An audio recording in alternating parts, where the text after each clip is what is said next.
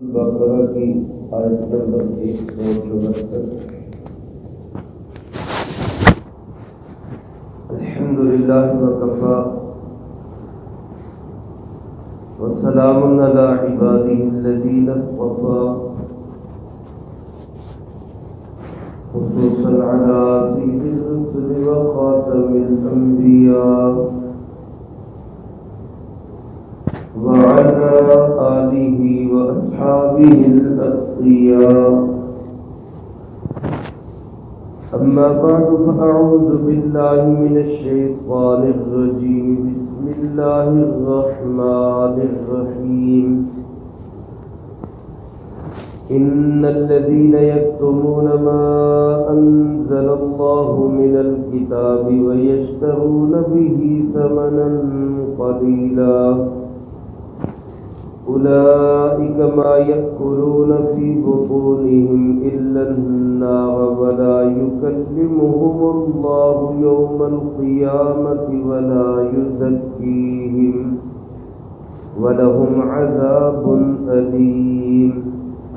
أولئك الذين اشتروا الضلالة بالهدى والعذاب بالمغفرة فما أصبرهم على النار، ذلك بأن الله نزل الكتاب بالحق وإن الذين اختلفوا في الكتاب لفي شقاق بعيد۔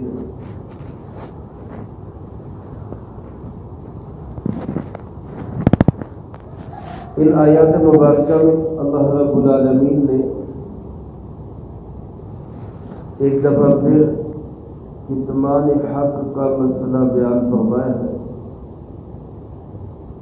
کتمان حق کا مطلب حق کو چھپانا، حق بات پہ پردہ ڈال دینا، جانتے بوجھتے سچائی اور حقیقت کیا ہے اس کو لوگوں کے سامنے واضح نہ کرنا، بالخصوص اس لیے حق پہ پردہ ڈالنا کہ اس کے بدلے میں دنیا کا مال لینا۔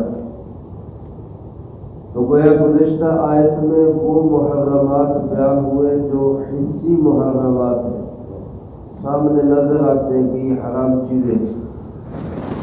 ان آیات مبارکہ میں اس حرام کا ذکر ہے جو بظاہر نظر نہیں آتا، بظاہر اس میں کوئی چیز حرمت والی محسوس نہیں ہوتی، معنوی اور باطنی طور پہ وہ حرام ہے۔ اور وہ کیا ہے کہ حق بات پہ پردہ ڈالنے کے معاوضے لے لینا، دنیاوی اعتبار سے مفاد لے لینا اور حق کو چھپا جانا، یہ ایسی چیز ہے جس کی وجہ سے انسان گویا حرام ہی کھاتا۔ چونکہ زیادہ تر یہود کے علماء اور اسی طرح کچھ نصارہ کے علماء وہ ایسے تھے کہ جانتے تھے کہ جناب محمد کریم صلی اللہ علیہ وسلم اللہ کے سچے نبی اور آخری نبی، اور یہ بات بھی جانتے تھے کہ قرآن کریم اللہ کی سچی کتاب ہے، آخری کتاب ہے، لیکن اس کے باوجود اس بات کو چھپا دیتے، اس لیے کہ اگر وہ اس کو ظاہر کرتے تو جو ان کے نذرانے تھے، جو ان کے ہدیے تھے، جو ان کے مالی مفادات تھے، وہ سب بند ہو جاتے۔ اس لیے وہ اس حق بات کو دنیا کے سامنے آشکارا کرتے ہی نہیں، لوگوں کے سامنے یہ بات آنے ہی نہیں دیتے۔ اللہ رب العالمین نے خاص طور پہ ان کے متعلق اور عمومی طور پر قیامت تک آنے والے تمام انسانوں کے متعلق یہ بات فرما دی کہ جو کوئی بھی دنیاوی مفاد کی خاطر حق پہ پردہ ڈالے گا، وہ اس کے بدلے میں جو مالی مفاد لے گا وہ یوں سمجھے کہ وہ اپنے پیٹ میں جہنم کی آگ بھر رہا ہے۔ اللہ رب العالمین اس سے اس قدر ناراض کہ اللہ اس سے بات کرے گا قیامت کے دن، نہ اللہ اس کو پاک کرے گا اور اس کو دردناک عذاب میں مبتلا کیا جائے گا۔ اللہ پاک ارشاد فرماتے ہیں ان الذین یکتمون، بے شک وہ لوگ جو چھپا دیتے ہیں ما انزل اللہ من الکتاب، اس پیغام کو جو اللہ تعالیٰ نے اتارا کتاب میں سے، یعنی قرآن کریم ہو یا جناب محمد کریم صلی اللہ علیہ وآلہ وسلم کی احادیث مبارکہ ہو، حق کی کوئی بھی بات ہو، اس پہ جو پردہ ڈالے گا، جو اس کو چھپائے گا، بالخصوص وَيَشْتَرُونَ بِهِ ثَمَنًا قَلِيلًا، اس کے بدلے میں وہ مول لے لے گا دنیا کی تھوڑی سی قیمت۔ ثمنًا قلیلا اس لیے فرمایا، تھوڑی سی قیمت کا لفظ اس لیے فرمایا، یہ نہیں مطلب کہ اگر زیادہ قیمت لے لے تو پھر ٹھیک ہے، بلکہ مطلب یہ کہ اگر حق بات کے بدلے میں کسی کو ساری دنیا بھی ملے تو ساری دنیا بھی حق بات کے بدلے میں وہ تھوڑی، اس کو ساری دنیا بھی ٹھکرا کر حق بات کرنی چاہیے، حق کو نہیں چھپانا چاہیے۔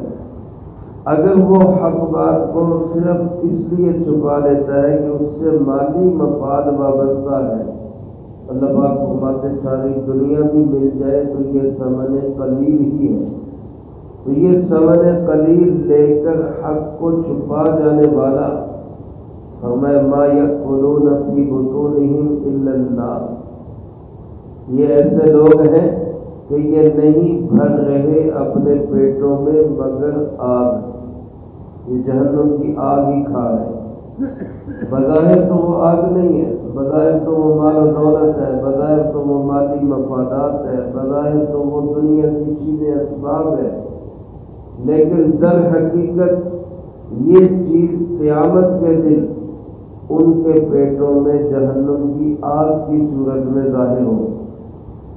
آج میرے عزیز دوستو، بہت سارے مسائل ایسے ہیں کہ جن مسائل کو اس لیے نہیں بتایا جاتا کہ اس سے ہماری روزی روزی ختم ہو جائے گی۔ اب کوئی بھی کام ہو، مثال کے طور پہ بدعت کا کام ہے، ناجائز کام ہے، رسم و رواج ہے، اب وہ لوگوں کو اس لیے نہ بتانا کہ یار یہ بتایا تو پھر ہمیں کون دے گا، تو گویا یہ حق بات پہ پردہ ڈال رہے اپنے مالی مفاد کی خاطر۔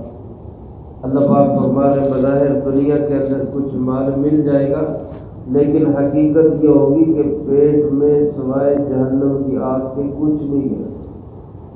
اور وَلَا يُكَلِّمُهُمُ اللَّهُ يَوْمَ الْقِيَامَةِ، اللہ پاک اس پہ اس قدر ناراض ہے، اس قدر اللہ اس سے خفا ہے کہ اللہ پاک قیامت کے دن ایسے لوگوں سے بات بھی نہیں کرے گا، کلام ہی نہیں کرے گا۔ اللہ پاک ایسے لوگوں سے گویا اللہ رب العالمین اپنا روئے انور پھیر لے گے، اور فرمایا وَلَا يُزَكِّيهِمْ، نہ ہی اللہ ان کو پاک کرے گا۔ مطلب کیا کہ یہ لوگ گویا ایمان سے ہی خارج ہو گئے، کیونکہ جو ایمان والے ہیں وہ خدا نخواستہ اگر اپنے گناہوں کی پاداش سے جہنم میں جائیں گے بھی تو جہنم سے پاک کر کے وہ جنت میں دوبارہ بھیج دیے جائیں گے۔ ایمان والے کے لیے ہمیشہ کی جہنم نہیں ہے۔ یہ جو فرمایا جا رہا ہے کہ وَلَا يُزَكِّيهِمْ، ان کو اللہ پاک ہی نہیں کرے گا، اس سے معلوم ہوا کہ حق کو بیچنے کا نتیجہ یہ ہوتا ہے کہ بالآخر انسان ایمان سے ہی نکل جاتا ہے۔ اللہ پاک ہم سب کی حفاظت فرمائے۔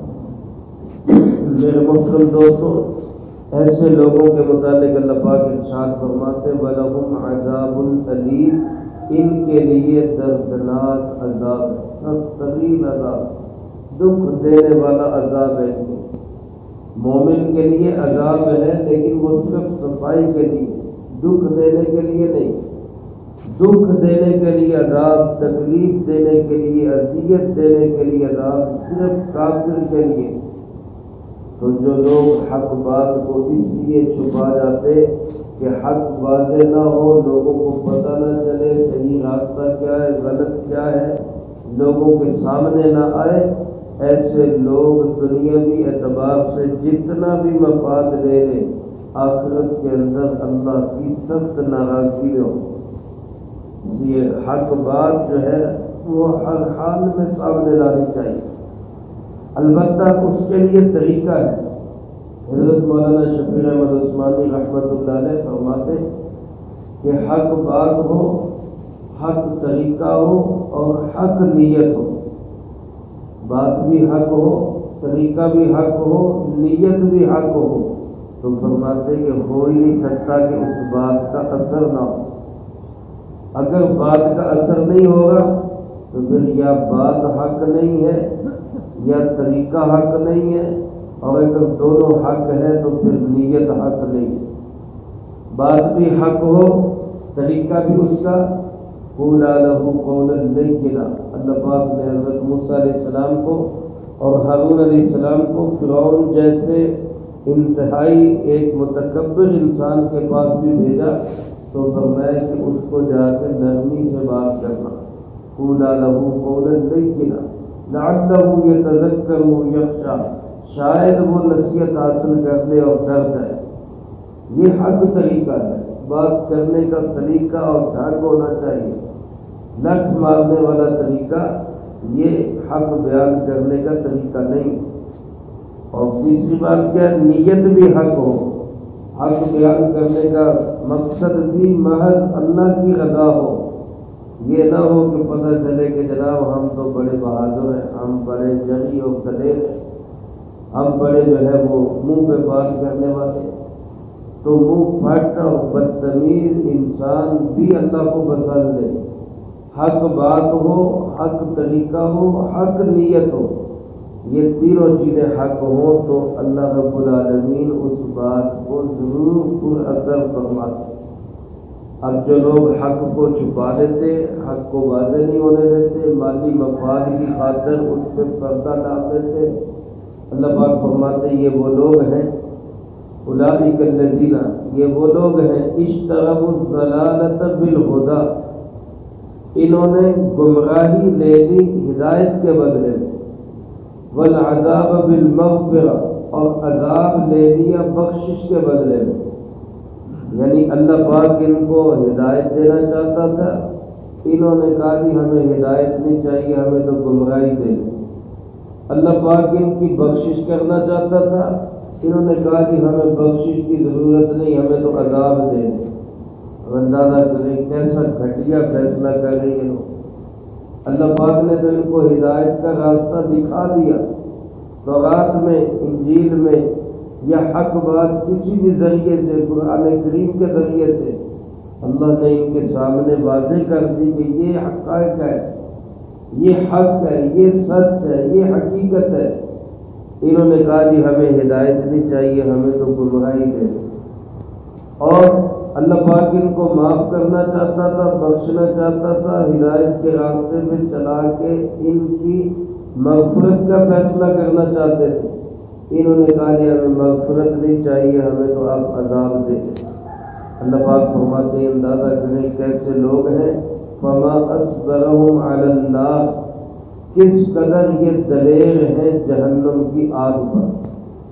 یعنی ایک طرف جہنم کی آگ کے فیصلے ان کو سنائے جا رہے ہیں، اور اس پہ بھی یہ کتنی جرأت کا مظاہرہ کر رہے ہیں کہ ہمیں کچھ نہیں ہوگا، ہم جہنم میں بھی چلے جائیں کوئی مسئلہ نہیں، نعوذ باللہ من ذالک۔ کس قدر ان لوگوں کی جرأت اور جسارت ہے کہ یہ آگ پر بھی جرأت کر رہے ہیں۔ وَمَا ذَلِكَ بِأَنَّ اللَّهَ نَزَّلَ الْكِتَابَ بِالْحَقِّ، اور یہ اس لیے ہوا کہ اللہ رب العالمین نے تو کتاب نازل کر دی حق کے ساتھ۔ اللہ پاک نے تو قرآن کریم سچائی اور حقیقت کے ساتھ نازل کر دیا، اتار دیا، حق کو واضح کر دیا، لیکن فرمایا وَإِنَّ الَّذِينَ اخْتَلَفُوا فِي الْكِتَابِ، یہ لوگ جو کتاب میں اختلاف کرتے ہیں، لفی شقاق بعید، یہ دور کی گمراہی میں پڑے ہوئے۔ تورات میں بھی قرآن کے تذکرے، انجیل میں بھی قرآن کے تذکرے، قرآن کریم بھی سچی اور حق کتاب۔ اس کے باوجود جاننے والوں نے اس کتاب کے اندر اختلاف کی، انہوں نے اس کتاب کو اوپر سے پشت ڈالا، اس کے حقائق کو چھپانے کی کوشش کی۔ اللہ پاک فرماتے ایسے لوگ دور کی مخالفت میں پڑے ہوئے، ان کو کوئی فائدہ نہیں ہو۔ میرے عزیز دوستو، اللہ کا قرآن جناب محمد کریم صلی اللہ علیہ وسلم کا فرمان قیامت تک باقی رہے گا، اس کو دنیا کی کوئی طاقت مٹا نہیں سکتی۔ جتنے پردہ ڈالنے کی بھی کوشش کریں گے اپنے مالی مفادات کی خاطر، وہ بھی نقصان میں جائیں گے۔ کامیاب وہی ہوں گے جو اس کتاب کے ساتھ جڑیں گے اور اس پاک پیغمبر صلی اللہ علیہ وسلم کے ساتھ اپنا تعلق بنائیں۔ اللہ پاک مجھے آپ کو سب کو قرآن و سنت کا صحیح تعلق نصیب فرمائے، جو کہا سنا اس کو زندگی میں لا کے دوسروں تک پہنچانے کی توفیق عطا فرمائے۔ اللهم انت السلام ومنك السلام، تبارك ربنا وتعاليت يا ذا الجلال والاكرام۔ اللهم صل وسلم على نبينا محمد۔ اللهم احسن عاقبتنا في الامور كلها واجرنا من خزي الدنيا وعذاب الاخره، اللهم باقية كباقية الوليد، اللهم استر عوراتنا وآمن روعاتنا، اللهم إنا نجعلك في نحورهم ونعوذ بك من شرورهم، اللهم اكفنا بحلالك عن حرامك وأغننا بفضلك عمن سواك، اللهم اكفنا كل مهم من حيث شئت ومن أين شئت، رب اغفر وارحم وأنت خير الراحمين، رب ارحمهما كما ربياني صغيرا، اللهم ربنا تقبل منا إنك أنت السميع العليم